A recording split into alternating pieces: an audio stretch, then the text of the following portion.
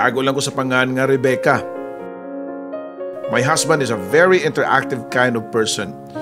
Very athletic, very workaholic, ug labaw sa tanan, very loving, caring, thoughtful, etc. etc. Naa siguro niya tanan. And most of all pagyud, gwapo ug macho. Wa na ko'y pangitaon pa. Usa siya ka operation manager sa usa ka dakong kompanya diri sa Cebu. Ug mo travel po siya nationwide and sometimes sa gawas sa nasod. Bisan sa iyang ka-busy sa trabaho, di gyud mo palta og gym. Mo join tanang marathons like Ironman ug bisan pa unsa nga mga local marathons mudagan siya. Actually, opposite min duha. Dihang bahina. Kaya ko matawag nga close sa pagkatapulan. Mas palabihon pa nako nga matug kaysa mo mataog sayo para mudagan. Dili sa ko regular nga mag-gym. Hinuon, di na nako kinahanglan kay bisan og kusog ko mukaon ug wa ko'y exercise, dili man ko tambok. Taason ko og slim nga pagkababay. Nga may pagka happy-go-lucky ug may pagka bata-bataon sab.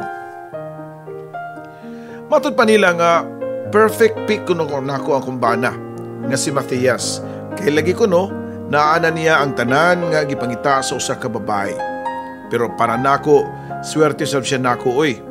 Asa siya mangitag babae nga kusog mukaon, sige katug, pero guwapa ug sexy gyapon. Home base man gud ang akong trabaho. Usa ko ka content writer sa usa ka online company nga nagbase sa US. And speaking of US, tuwa sab dito tanan ang akong pamilya. Ako ra ang nabilin diri sa Cebu, kay lagi wa pa ko nag-apply. Plano na mo ni Matthias nga mo apply pagka-emigrant as couple. Pero nalangan lang kay si Matthias dili makabiya sa iyang mama nga masakiton ug kasing-kasing. Actually, we are still on our honeymoon stage. 8 weeks pa lang mi kasal ni Matthias, that's 2 months Papa Joe. Dapat dili mi maglagyo kay wala pa gani mi katarong og honeymoon tungod sa iyahang trabaho. He travels a lot, sama niya itong usa ka buntag. Sa iyo nga nangandam si Matthias para sa iyahang flight to Davao. Doon na sila conference dito. Naghigda pa ko sa among katririhang nigako siya nako og nihawk sa nga humot kaayo. Nananghid na nga mularga na siya. Kasayo ba nimo? Wa para ba to na ilisi og suga ang dressing room? Ngit-ngit kaayo. May gani na flashlight ang cellphone ug wa pa na. Di ko kakita sa akong naong while nag-makeup. Matod ko pa niya. Grabe ka babe. Uy, mulakaw pa gani ko. Mulakaw na gani ko suga pag yun sa bumbilya pag yun ang imong itubag na ko. Huwag yun pang sweet messages ba or something like ingana ba? Tubag pa niya. Sweet ka diha. Every man nga naglabing-lab. Every day man taga labing-labing. Uy, murasag ka o di mo balik da. Matod ko pa niya. Of course, mubalik na ko dayon after mahuman ang among conference. Ug ay kabalaka, ilisan ko na rin ng bumbilya sa imong dresser. Tubag pa sa kumbana, Papa Joe. Nakalakaw na si Matthias samtang ako ni balik og tug, Papa Joe. I don't know pila ka oras ko nga nakatug, basta pagmata nako nagsigig ring ang akong cellphone. Daghan kayong missed calls nga puros wa naka-register nga number sa akong phone book. Gipaabot nako nga mo ring pag-usab ang akong phone ug ako din gitubag. Si Clarence, ang sekretary ni Matthias. Oh, Clarence, ngano ni tawag man kanako? Sorry, wa ko katubag dayon ha, nakatug ko. Kumusta si Matthias? Tubag ko pa niya, nga to kang Clarence. Sa pikas linya, feel na dayon nako ang very bad vibes. Murag nag-stammer si Clarence. Putol-putol ang mga words nga nanggawa siyang baba. Clarence, diretso aga ni kong sulti ba? Unsay mong tuyo? Unsa man ha? Doon na ba'y nitabo sa kumbana? Pangutana ko pa niya pag-usab. Gikulbaan ako pag-ayo, Papa Joe, diyang nitubag si Clarence nga nasukon ako niya. Yes, Ma'am Rebecca, doon ay bad news. Si Sir Matthias na aksidente diri sa Davao. Gikan siya airport, ang nagsundo niya nga sakyanan na aksidente, Ma'am. Tubag pa niya nako. Nabuhian ako ang akong cellphone nga murag na wagtangan ko kusog. Na-disorganize ko ug wa ko masayod sa sunod nako nga buhaton. Of course, dapat akong buhaton mao ang paglupad dayon paingon sa Davao. Pero wa na ko masayod sa akong buhaton. Nagkurog ko nga gipangsud na ako ang mga sinina o ubang importanteng gamit sa akong maleta. ug dali nga lilarga padung sa Mactan Airport. Naabot ko sa ka pinakadako nga hospital sa Davao nga murag wa sa nahuna. Naabtan ako sa waiting area si Clarence nga naglingkod sa bench. Clarence, kumusta nga kumbana? Okay lang ba siya? Di ba grabe ang kahimtang? Naratol-ratol nako sa kung pangutanan niya. Ambot lang kaha, ma'am, uy. Wa pa may gisulti ang doktor. Nagpaabot man sila og immediate relative. Unya, tuwa si Sir gidala sa ICU. Tubag pa ni Clarence. Clarence, unsay kining hitabo ha? Ganun na aksidente man. Di ba, kauban man mo, ganun wa man kanapil. Pangutana ko pa niya. Ma'am, mala imong dila, ma'am, uy, simba ko, uy. Simba ko lang sa tao, ma'am, uy. Naanghilan gyud ko, ma'am. Nga na ako diri. Gabi pa ko diri, ma'am, uy. Para pag-andam sa event. Tubag pa sa bayot nga sekretary sa kumbana nga si Clarence, Papa Joe. Pila ka minutos ning abot ang ning nasakong pagpaabot diri sa waiting area, si Clarence ug ako. Hangtod nga niabot ang usa ka oras, usa pa ko gipatawag sa doktor. Severe brain injury and for observation pa siya sud sa 48 hours, matud pa sa doktor. Diarami sa gawa sa labi nag-istorya. Daghan ko mga pangutana pero ang doktor way klaro og fix nga tubag. Pero ako, di na ko madawat. Wa na ko kapugong diha nga nasingkahan ako ang doktor sa akong pag-istorya. Unsa mga klase nga pagka-doktor ha? Ngano di makakatubag na ako ug maluwas ba nga akong bana? Sulti ko, prangkahi ko. Mamaayo pa ba akong bana? Kung makabalik pa ba siya sa iyang kanhi nga panglawas? Sunod-sunod ko pa nga pangutana sa doktor. Nga nag-hysterical na ko, Papa Joe. Dungan sa akong pagsigig hilak. Gibita na nga akong kamot ni Clarence o gipalingkod sa bench. Ma'am, for observation pagalagi ko no. Mag-wait lang good tag 48 hours ani. Ikaw, Ma'am Rebecca, mas maayo pa nga mapahuway ka. Gibook na ti kag room diha sa duol nga hotel, diri sa hospital. Kinahanglan nga magtigong kag kusog, ma'am. Matod pa niya nako. Gibiyaan na sab ko ni Clarence paghuman kay padayon man ang conference bisan og wala si Matthias. Maong si Clarence ang ni-attend. Proxy para sa ilang kompanya. Nag-inusara ko nga naglingkod sa bench. Sa may waiting area, wa ko mo check-in sa hotel nga giingon ni Clarence. Di ko mulakaw hangtod masiguro na ako nga stable si Matthias. Usahay, sa kakapoy o kagutom nakatug ko nga nagsandig sa metal nga bench nga bugnaw pa gyud kaayo tungod sa kakusog sa aircon sa maong hospital. Gibati nako og tumang kaguol, Papa Joe. Kabalaka, alone, miserable ug helpless. Wa man lang gani ko'y maistoryahan bisag usa. Nibarog ko og nabugos sa nurse nga musud sa ICU nga nimutangan ni Matthias. Gusto ko nga makita ang iyang kahimtang. Nakatuo na sa mga akong mga luha diyang nakita nako ang kahimtang sa kumbana. Dili ko makadawat. How I wish nga nagdamgur ako. Nga unta, wa mo larga nga kumbana o katapad nako siya nga natug sa katre sa among bahay sa Cebu. Wa ko kagwanta ni gawas ko dito ug nibalik sa akong gilingkuran sa waiting area nga way hunong-hunong sa paghilak. Wa na gina ko mapantay nga dunay lalaki sa akong atbang nga nagsigig tan-aw nako. Gipahiran nako akong mga luha para maklaro nako siya sa akong mga mata. Usa kay daran nga lalaki nga sa tan-aw nako naa sa 60 to 65 years old ang pangidaron. Puti na ang buhok pero maila nga dunay kaya kung basihan sa iyang pamurma. Ang iyang gisuot nga polo og slacks, limpyong tan-awon, neat ug mistisuhon ang maong idaran nga lalaki.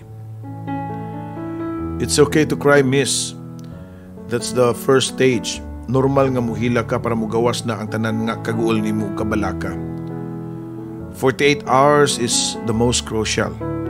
If you believe in God, this is the time nga magampo ka. Mangadji ka, manalangin ka nga makasurvive ang imong bana. Matod pa niya nako. Nawirduhan ko sa mga tiguang nga lalaki. First time lang nako siya nakita pero ganun kay bawo man siya nga sa pasyente nako nga mao nga akong bana. Siguro siya sa mga doktor dito. He looks like a doctor man sab, Papa Joe. Nihilak na sab ko og nangutana niya. Ma-okay pa ba ka ang akong bana, Dok? Matod ko pa niya pero nipahiyom lang siya og nitubag nga Dili ko doktor, pero permi ko diri sa ospital kay na-admit ang akong asawa diri. Nakoma siya for 6 months na, mao nga na ako diri tibok adlaw. Nagpaabot kung kano siya makamata. O nakita ko na ikaw sa pag-abot pa lang nimo diri nga wala siguro ka kabantay. Nakita ko sa ikaw nga diyang gisingkahan nimo ang doktor. Natural o understandable reaction naman sa na ang gibuhat nimo. Tubag pa niya na ako, Papa Joe. Nagpaila siya nga usa siya ka Professor kanhi. Retired na siya kay wala pa ko masayop na siya sa mga 65 years old. Siya si Raimundo, pero matod niya tawagon lang ko na ako siya Gray. Atake sa kasing-kasing ang hinungdan sa pagkakoma sa iyang asawa.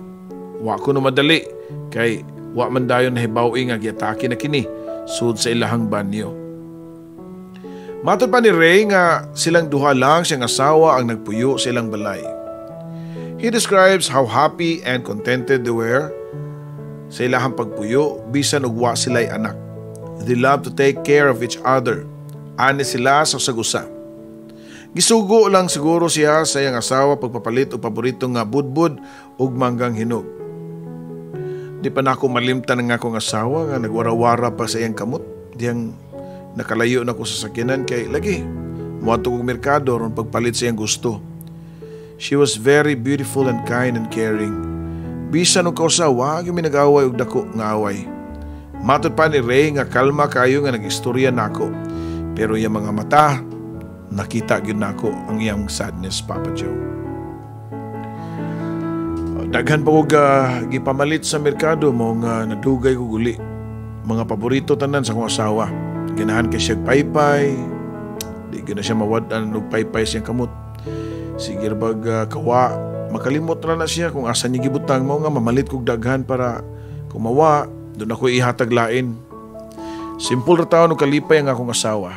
Dili siya materialistic ug siya na siguro ang pinaka-humble nga tao nga akong nakaila sa tibuok na akong kinabuhi. And most of all, she's the only family I have. Subo pa nga sulti ni Ray nako. Matod pa ni Ray nga sobra sa 2 ka oras nga nawa siya.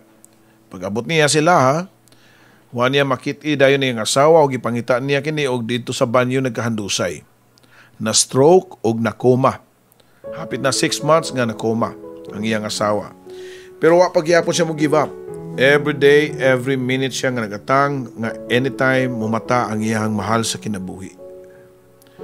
Tungod kang Ray og sa iyang mga gipangistorya nako parte sa iyang kahimtang sa iyang asawa nga nakoma for almost 6 months. Nakita ko gamay kusog sa paglaom nga makabalik ra si Matthias sa una. The strong, athletic og smart Matthias nga akong nailhan. Medyo nigaan-gaan ang akong pamati nga finally, doon na ako'y kaistorya. Nibarog si Ray og nilakaw og pagbalik nagdala og food tray. Kaon, kinahanglan na nimo ang kusog sa umaabot nga mga adlaw. Wa ta masayod og unsay may tabo, mao nga kinahanglan nimo resistensya. Pila na ba ka oras nga way kaon-kaon og tuog, ha, Rebecca? Matod pa ni Ray nga murag akong amahan nga gipugos jud ko pagpakaon. Sa akong ninumduman, more than 24 hours na kong way kaon og tarong tuog. Mao nga gipugos na kog kaon ang iyang gidalang pagkaon. Inig human nimong kaon adto sa imong hotel room o katog. Matod pa niya, dungan siya paghatag na ako pakete sa tablitas. Unsa man ni Ray, pangutana pa niya. Sleeping pills na, kinahanglan ka na, trust me. I've been there. Ug mao ni nakatabang na ako nga nakabarog pa ko hangtod karon. Why dautan kung mag-sleeping pills ka basta dili lang nimo abusuhon. Only use it when you need it. Matod pa niya. Gikuha na ko ang pills o gisud sa akong bag. Pero di ko gusto mulakaw nga dili masiguro nga okay ang akong bana. Unsa kong klaseng asawa, maghigda-higda ko sa akong hotel, sa room, samtang akong bana nakig-away ni kamatayan. Matod ko pa nga kang Ray. Bisan og naapaka or wa diri, the nurses and doctors are there. Mo na ilang trabaho ang pagluwas sa kinabuhi. Tawagan ra magyapon kanila para sa update sa imong bana. Matod pa niya nako. Gitutukan ako si Ray nga kalma ra kaayo nga murag kontrolado kaayo ang iyang sitwasyon. How did you do it? Yun sa nimo pag-relax knowing nga anytime pwede nga dunay dautan nga mahitabo sa imong asawa. Pangutana pa nako niya. Dunay mga stages ni Rebecca, no? I've been to different stages of grief. And your stage now, nagian na nako na. Mo nagitawag og denial. Nganong naitabo ni nako, nganong ako pa, nganong imong bana pa nga buutan ug way daw tang binuhatan nga mao pa na disgrasya while dunay uban diha nga salbahis, rapist, kawatan, pero baskog og mga lawas. Sunod nga stage mo ang bargaining stage. If you believe in God, then you start asking Him and bribing Him nga luwason lang nimo ang akong bana, buhaton ako tanan. Di na ako magpakasala. Muhatag na ko limos sa mga extra children, etc. etc. Kung wakay simba-simba sa una, wakay ampo-ampos Ginoo, then mukalit lang kag ka-religious. Mubasa na kag Biblia, o muluhod na sa altar. Then comes depression stage, an endless dark night, and it is the most dangerous stage. Then finally, acceptance. Kung din doon na kay choices, either i-program ni may mong kaugalingon nga everything is going to be alright, or the waton ni mo ang pinakabati nga balita nga moabot. And then the last is being cool. Og mo na niya ko karon, Rebecca, I'm being cool.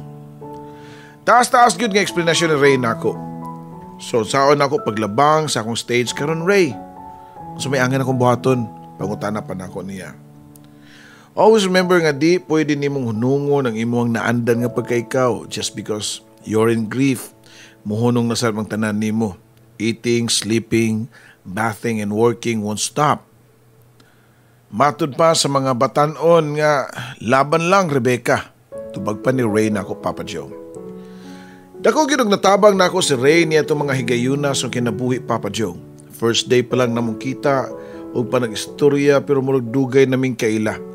Sakto masat siya nga dili dapat muhunong ang akong kalibutan sa nitabo sa kumbana. Dapat strong ko nga atubangon ang tanan ug unsa man gani ang mahitabo.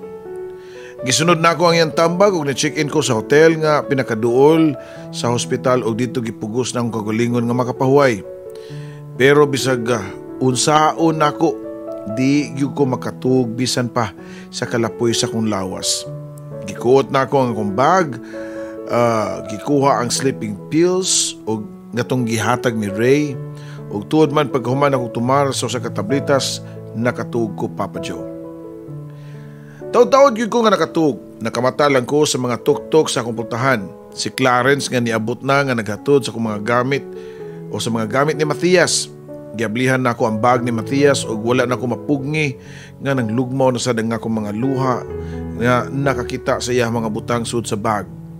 Naa dito ang amuang wedding ring, iyang relo o mga t-shirt o karsonis. Gisulo busa na ako ang t-shirt ni Matthias nga sa ingon man ma-feel nako nga gigakus ko niya. Diya sa ding cellphone ug iskan-scan nako yung cellphone ug ipangbasa nako mga text messages nga naa didto. Ug mao na lang ang pagsaka sa kilay ding duna ko'y nabasahan nga kahibugnan nga text messages, Papa Joe. Gikan sa usa ka shital.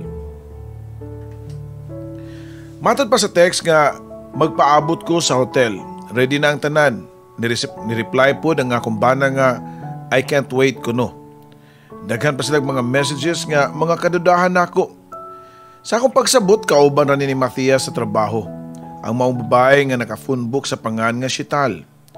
Di sa kagalit ang akong dugo sa idea nga nagbinuang na ang akong bana nako. 2 months pa lang gani ming kasal, doon na siya gika buangan. Dali ko nga nangandam ug nibalik sa ospital ug una na akong gipangita si Ray. Nasayod ko nga nara siya sa ospital o kung wa, nasa kwarto siyang asawa, sa canteen or sa lobby. Dali ra na ako nakitaan si Ray o feeling na ako close na kayo mi nga siya maoy akong nasumbungan. Imagine 2 months pa lang ming kasal, nagbinuang na siya nako. Oh no, who knows dugay na sila sa mong babae. Maybe wa pa migi kasal sila na. Matod ko pa kang Ray nga as usual, very relaxed o kalma kaayo ang panagway. Relax lang, wa pa gani ka kasiguro og sila bagyod. Kung ang text may mabasihan, wa man kay literal nga nag I love you so. Dili ka ngay ma-high blood dayon.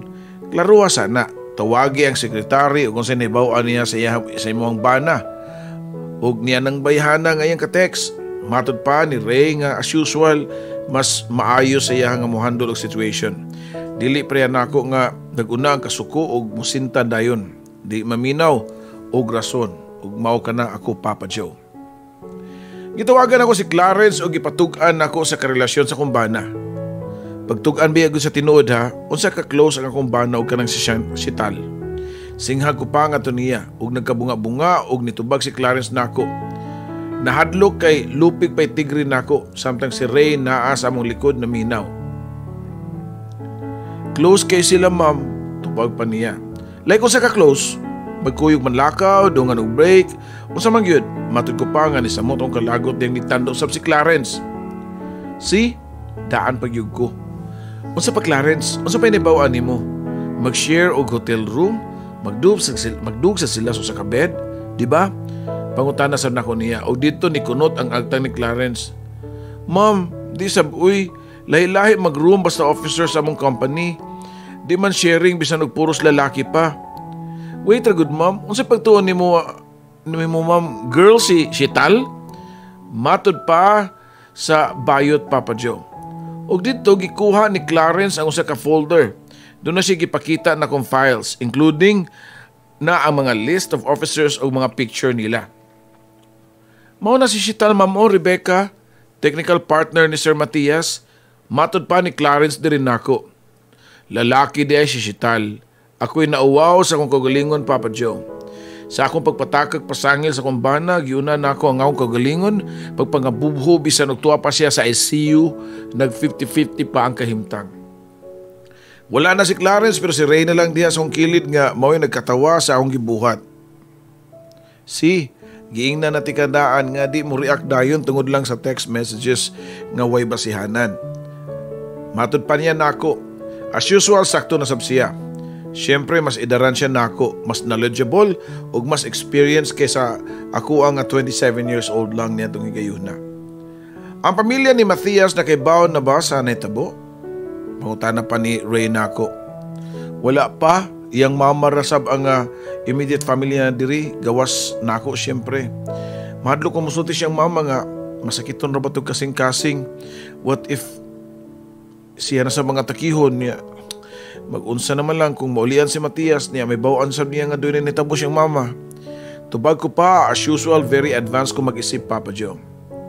Hinuang gitawagan na ako ang mga common friends sa akong mga best friends o di sa sila katuo. Ni promise nga mularga paingon sa Davao para sa moral support. Naistorya sa nako ang doktor ni Matias nga matud pa comatose pag yun ang akong bana for observation paghihapon kay doon ay blood clot size o golf ball sa iyahang brain. Kung wa pa si Ray, mabuang na siguro ko, Papa Joe. Siya ang nag-advise na akong astoryahan si Matias kay base daw sa iyang research makadungog kuno bisan og comatose. Mao gyud na ang iyang gibuhat pirmi siyang asawa. Everyday tanang mga gihitabo gisulti ni Ray siyang asawa. Bisan dili pa sure kung makadungog gyud tinuod, and it feels good kuno, matud pa niya. Tuod man, diyang gitugtan ako sa mga nurse nga mustay dugay sa room ni Matthias. Gibuhat sad nako ang giingon ni Ray. Akong gistoryahan ang akong bana. Pero amot ba doon nagyo ko'y pagduha-duha sa feelings nako. Di gyapon siya kadungog ug samtang sige og sudong niya murag musantob sa kung nahuna nga lisod nga makarecover ang akong bana. Dali ra kayo ko mamagtangan og paglaom, Papa Joe. Ika third day na nga nakuma ang akong bana, Papa Joe. Mayan lang gani kay na-permi si Ray. Siyempre magkita ra man gyud mi permi sa ospital. Pagkahumaan niya sa iyahang daily routine nga makistorya sa iyang unconscious nga asawa, nihagad siya nako nga manggawas. Una niya tumigsimbahan na nagkutmi unya na ngaji. Actually, sunod-sunod ako niya kay di man ko reliyoso nga pagkatao. Although I call myself Catholic, I believe in God, but I'm not practicing anything like going to church always. Paghuman nga tumig department store unya namalit kog mga jeans and t-shirt o rubber shoes. Tungod sa akong karatol, nga pagikan ako gikan sa Cebu paingon Davao, puro sa good dress o high heels ang nasud sa akong maleta. Now, sa mong shopping spree ni Ray, I'm more comfortable sa akong outfit. Tungod kay first time sa nako sa Davao, gidala ko ni Ray sa ubang mga famous tourist spots dito. Nangadtumig plaza o nangaon sa lang street foods. It feels good nga doon ako'y kauban at this darkest day of my life, Papa Joe. Kung kinsa pa hinuon ang tao nga stranger nako, mo na may hinuon naghatag na ako kusog. Ang akong mga amiga o barkada namo ni Matthias sa Cebu, igo lang ni promise pero wag ito mana. Wa man lang ko nila gani apasa sa Davao. Pagkaugman niya, nagisuwayan ako pag-istorya si Matthias hoping nga makadungog siya pero giundangan nasab nako kay feeling nako mura kog buang. I don't feel or I don't think nga nakadungog siya sa akong gipangsulti. Pagkahapon niya na, nanghagad si Ray na ko nga mag-dinner, magdungan mig panihapon sa ilahang bahay. Nag-order mig food sa gawas ug maoy among gisawan ug giablihan sab niya ang usa ka botilyang wine ug nag-inom mi Papa Joe. Katong tanan namong gibuhat was to please ourselves para makuhaan ang among kaguol ug kahadlok sa umaabot. Nato lang gyud nga parehong may sitwasyon ug parehong way tao nga lain nga kasandigan. Pareho ming nakainom ug tungod sa pipila ka adlaw nga stress ug way tarong pahuway nakatubig duha nga naglingkod sa sofa. Kadlaw na diyang nakamatngon ko nga nagsandig ang akong ulo sa abaga ni Ray. Hinay ko nga nitindog ug gitutukan ang panagway sa tiguang. Gibati kog kaluoy niya. Makita gyud nako ang itsura og kakapoy. Believe lang gyud ko niya kay wa gyud siya mo surrender. Kung ako pa siguro ang naa siyang lugar, dugay na ko ni gibap. Wa na ko mananghid niya, ako siyang gihabulan samtang padayon pagtuog Papa Joe. Hinay ko nga nigawa silang pultahan og niuli sa hotel nga akong gistayhan. Bisan pa og kuwang sa tuog pero sayo gyapon ko nga niadto sa ospital. Una na akong gitanaw ang kahimtang ni Matthias. Ug taud-taod niabot ang doktor nga dunay gibalita nako nga pwede na kuno maoperahan ang blood clot sa brain ni Matthias. Nalipay ko sa akong nadungog pero doon na pa'y lain na nga nahibawan. Dili kuno garantiya nga maoperahan o kung maoperahan si Matthias, mamaayos siya totally. Wala day giapoy kasiguraduan. Nag-search ko sa internet, akong ipangbasa ang lain-laing case nga pareho kang Matthias. Ang uban nakasurvive, ang kasagaran nabuhi man gani pero vegetable. Usa na kapatayng buhi ug I don't think mao ni gusto ni Matthias. Nakaila ko sa kumbana sa iyang pagka-outgoing, very athletic ug workaholic. Mas palabihon pa siguro niyang mamatay kaysa mabuhi nga murag patay lang gihapon. Gipangita ko si Ray kay gusto kong paminaw ng iyang side kung angay bang paoperahan si Matthias or dili. I don't think makasurvive akong bana Ray. I think he's going to die. Matod ko pa kang Ray dungan sa akong paghilak. Nag-expect ko nga iya kong i-comfort ug amaman pero nasyak ko sa tubag. Nasuko siya nako Papa Joe. Unsag ug kang klase nga pagkatao? Ginuo ka nga maguna-una ka og batig resulta sa operasyon ni Matthias? Pasalamat gani ka nga doon na pa sila gihatag nga opsyon nimo. Kahayag nga mamaayo pa ang imong bana. Somehow, doon na pa ni chance nga mabuhi. Di pareho na ako nga, wala na sila laing opsyon. Ila na akong giingnan nga ipatangtang na ang ventilator sa akong asawa pero di ko musugot. Di ko mo give up. Mabuhi pa ang akong asawa. Magpaabot ko nga makamata siya. Dunay kasuko si Ray sagol luha nga gustong muaga sa iyahang mata Papa Joe. Nag-walk out siya og wa na gyud nako makiti pa. Tibok adlaw sa ospital. Nakasabot ko niya kay gubot sa bangyang una-huna tungod sa advice sa mga doktor nga ipatangtang na ang ventilator siyang asawa. Dili lalim ang among sitwasyon. Very opposite og how ironic Papa Joe. Si Ray giingnan sa mga doktor nga walay chance nga mabuhi ang asawa pero siya ang wa mo give up. Hopeful gihapon siya nga dunay milagrong may tabo, samtang ako gitagaan og chance nga moperahan ang akong bana, pero 50-50 ang chance nga mahimo siyang vegetable inig kahuman. Nagduha-duha ko, murabag gusto na lang ko nga mo-give up siya kaysa mabuhi nga mag-antos. Usa kawan ako damha nga moabot, mao ang among amiga ni Matthias nga gikan sa Cebu nga si Cheska, nga bisaga dunay gamay nga bata na ningkamot gyud nga nilarga paingon sa Davao. Gigakos na ko ang among amiga og nagpasalamat. Gusto ko nga makita kang Matthias, matud pa ni Cheska. Ako siyang gidagan to kang Matthias ug ako pa ang nasyak sa sunod nga gibuot ni Cheska. Nagilakni nga nakikstorya kang Matthias. I can sense her sincerity and faith while nakikstorya sa akong unconscious nga bana. Which is wala gana ako mabuhat, Papa Joe. Matthias, mata na uy. Magunsa naman lang ni akong amiga. Ikaw rabi ay ang pamilya dito sa Pilipinas. Daghan pa mong mabuhat. Magbuhat pa mong mga bata. 2 months pa lang mong kasal, kinahanglan pa nga magkaanak mong 7 ka buok. Dili pa karon ang oras, Matthias. Mamatay mo nga tiguwang na uy. Kamo ni Rebecca. Nakatuto ko kang Cheska og wa ko magdahom nga ingon siya ni adto ka sincere. Wa ko kato mabuhat, Papa Joe. So many times nga ni-attempt ko pag-istorya ka Matthias pero di na ako humanon. Wa rasam nagdugay si Cheska kay doon naman siya gamayng bata nga nagkasakit pagyud kuno, pero sa wa pa siya mobalik doon na siya gisulti nako. Panahon na nga pahibawon nimo ang mama ni Matthias hangtod imong pamilya nga tuas las Amerika, pero dapat sila makibaw, Rebecca. Matud pa sa akong amiga Papa Joe. O pagtalikod ni Cheska, gidayal dayon nako ang number ni mama, ang mama ni Matthias.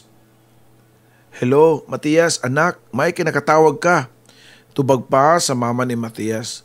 Ma, si Rebecca ni, gigamit lang na ako ang cellphone ni Matthias. Doon ay bating nahitabo man na aksidente si Matthias ani ami karon sa Davao. Matod ko pa nga putol-putol nga pagsulti niya. Sa una nasuko si mama nga no kunong wa mosulti dayon, pero ako ra sa siyang gipasabot. May nalang gani kay bisag klaro ang kaguol siyang mama, ligon pa ni, muapas ko no siya dayon sa Davao. Napaibaw na sab nako ang pamilya sa akong pamilya sa nahitabo ug murag nakuhaan ang akong gipas-an nga problema, Papa Joe. Gipangita ko si Ray ug diyang wala na nako siya makiti sa kantin, sa lobby, sa coffee shop, sa ospital. Giadto nako siya sa kwarto sa nahimtangan siyang asawa. Sakto ko, naa si Ray, nagsudong ug nag-apong siyang asawa. Wa siya makabantay nga nag-ung-ung ko sa pultahan tungod kay nagsiginig tabi. Mao day ni ang iyang giingon nga sigihan niya pag-istorya ang iyang komatos nga asawa, bisan og di siya sure nga makadungog bagyod ni. Abi ni mo, Imelda, gusto na nilang ipatangtang ang imong ventilator, pero di ko musugot. Bahala magpakalimos ko, bahala mahurot ang ako ang katigayunan sa gastuhan sa ospital, bahala maembargo sa bangko at umbay nga akong giprinda, bahala matugos kalsada. Padayon ko lang ikaw nga makita, bisan oging anak ka. At least, doon na pa'y nahabilin nga chance. Daghan akong nabasahan nga kaso nga pareha sa imuha nga ni mata, pila ka buwan nga nakumatos. Di ko mo give up, mahal ko. Matod pa ni Ray siyang asawa. Dayon pangupaw ni padayon pagsulti nga. Doon ako isulti ni mo, Imelda. Siguro panahon na nga mukumpisal ko ni mo. This is the time nga angay ka makaibaw. Sorry kayo pero di ko gyud completely honest ni mo. Nahinundong ka nitong Christmas party sa atong eskwelahan, December 1984, niuna kaguli kay niabot imong parents gikan sa probinsya. Taud-taud niya na niabot si Merlita, ang akong ex-girlfriend, before ta nagpakasal. Niabot siya og iya kong gitagan og ilim nung makahubog. Nag-inom ming duha. Hangtod nga nagparis mig sayaw unya nanggawas ming duha sakay sa akong auto og nanood mig hotel. Si dili ko honest nimo. Nakasala ko nimo ato sa atong kami niyoon, which is gibasulan nako pag-ayo sa akong tibuok kinabuhi. Sukad niyan to, gipromise na ako sa akong kagalingon nga di na gyud ko mulingi bisag kinsang babae o gituman gyud ko na. Dili perpekto ang tao, makasa gyud. Usa na ko ni ana, hinaot punta nga mahal ko nimo kung imo kong pasayloon. Naghilak si Ray nga nag-akbo sa higdaanan siyang asawa. Dito wala ko makagwanta ug ako siyang giduol gipuhap na ko ang likod niya. Sa paminaw nimo nadungog ka niya? Pangutana ko pa. I believe so. Mubo pa niyang tubag. So, if ever nakadungog siya nimo, sa paminaw nimo, mapasaylo ka kaniya sa imong sekretong pagluib niya? Pangutana ko pa. Yeah, she will. Because I know my wife. She has the most forgiving heart. Mong di good na ako siya i-give up. Magkamatara na siya og mo ginhawa nga di na magsalig sa ventilator. Tubag pa ni Ray. Wa na siguro ko'y masugatan lang tao nga sama kang Ray ka hopeful, Papa Joe. Bilib ko niya kay sa ilang pangidaron nga 70 anyos sa iyang asawa. Ang uban mingon nga tiguang naman sila, padung na sila sa kamatayon, okay lang nilang mamatay sila. Pero si Ray lahi. Wa siya magtanaw sa ilahang pangidaron. Saludo ko niya, Papa Joe. Nagpasalamat ko daw kay Ray kay tungod sa kung nakita niyang kaisog ni sugot na kong mapirahan si Matias. Gischedule na ang iyang operasyon o mismong adlaw nga himuon ng pag-opera niya niabot ang iyang inahan o si Cheska nga akong amiga. Naglingkod mi sa waiting area samtang nagpaabot sa gihimong operasyon. Kadugay bang mudagan sa oras? Uy, it takes forever. Ang kakulba o ang kakuyaw nga akong gibati. Bisan pa og diha ang inahan ni Matias o nga akong amiga nga si Cheska pero gikinahalan ko gihapon ang positive outlook ni Ray o giyang talagsaon nga fighting spirit. Nibarog ko, nilakaw ko, gipangitan ako si Ray o wa siya sa usual yung tambayanan sud sa ospital. Nakabaw ko nga adun ako siya makita sa kwarto nga nahimutangan siyang asawa. Kalmado ko nga niabli sa pultahan thinking nga si Ray o ng asawa lang ang nasa sud. As usual, makistorya si Ray bisan unsa na lang sa iyang unconscious nga asawa. Pero lahi ako naabtan, daghang mga tao sa kwarto ug doon na pila ka doktor ug nurses ug diya sab si Ray. Dugay ko nakasabot sa ilang paghahimuon. Mao day daghang tao sa kwarto kay nisugot na si Ray nga tangtangon ang ventilator siyang asawa. Makita na ko ang tumang kaguol ug kadaon sa itsura ni Ray. Sure ka, sir, nga musaksi ka niini? Pwede ka mo gawas o tawagon lang ka na mo mahuman na. Pangutana pa sa ka-doktor. Okay lang. Gusto ko nga masaksihan ng tanan. Tubag pa ni Ray. Ug mao to, Papa Joe, hinahinay lang itangtang ang mga aparatos nga nakakabit sa lawas sa asawa ni Ray. Wa na'y nakakabit nga ventilator siyang lawas ug kalit lang napatindog si Ray. Nakita magud niya nga naginhawa ang iyang asawa ug iyahara. Abi niya og magpadayon kadto pero segundo ra sabto, Papa Joe. After few seconds, nabugtuan dayon sa iyang ginawa. Wa na ko makaako pagsaksi sa sunod nga pangitabo, dali ko ni palayo dito ni balik sa waiting area kundi sud padayon lang gibuhat ang operasyon sa akong bana. Mga pila ka oras nilabay samtang blanco paghihapon ang akong nuhuna, mao nalay ako nabantayan nga dunay tawo nga nitupad nako. Si Ray, Papa Joe. Nganong niya pamangka, di ba dapat nagasikaso kasi mong asawa? Pangutana ko pa niya pero wa siya nitubag. Padayon siyang naglingkod sa kong tapad ug way explanation. Wa sa siya detalye sa nitabo siyang asawa. Wa siya gisulti bisag usa, Papa Joe.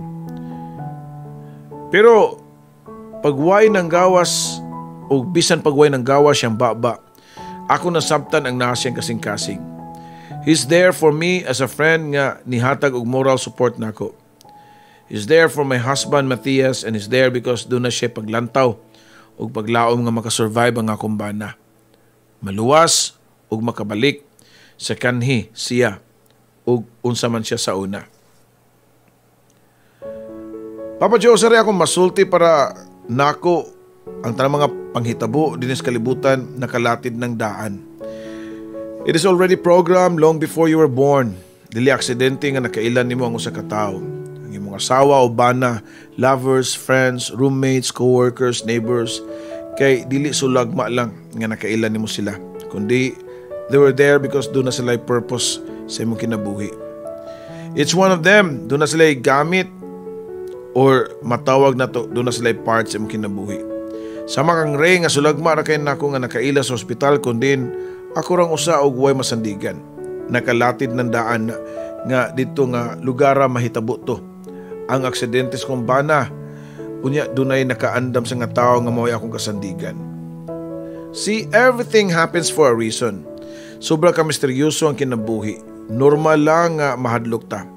Samtang buhi pa ta, gikaluhaan na tag fear. Kahadlok nga sa tanang butang like mahadlok ta nga mawa ang atong trabaho, mahadlok ta nga magkabuwag sa uyab, bana or asawa. Mahadlok ta nga mawa ang mahal sa atong kinabuhi, and worst of all, mahadlok ta nga magkasakit ug mamatay. Pero kaning tanan di gyud nato mapugngan.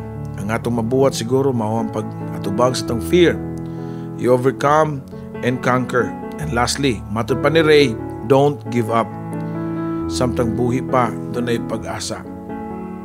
Sama sa umbana, Papa Joe, miraculously he survived sa iyang operasyon ug sa pagkakaroon nakabalik na mi dinhi sa Cebu. Nag-undergo na mi og therapy sa iyang panglawas ug pasalamat ko kay paspas ang iyang improvement. In time, maulian na unya ni siya ang iyang kanhi kakusgan sa panglawas, Papa Joe. Sa laing bahin, padayon ang among friendship ni Ray, nag-communicate mi pinagi sa Facebook. Siya ang namong instant amahan namong duha ni Matthias. Pirming isulti ni Ray diri namo nga nawad-an man to siya kasawa, pero gipulihan po siya og duha ka anak. Daghang salamat, Papa Joe, sa pagbasa sa akong kaagi sa akong sugilanon ug kinabuhi, gugma og paglaom. Kini mo magtatampo, Rebecca.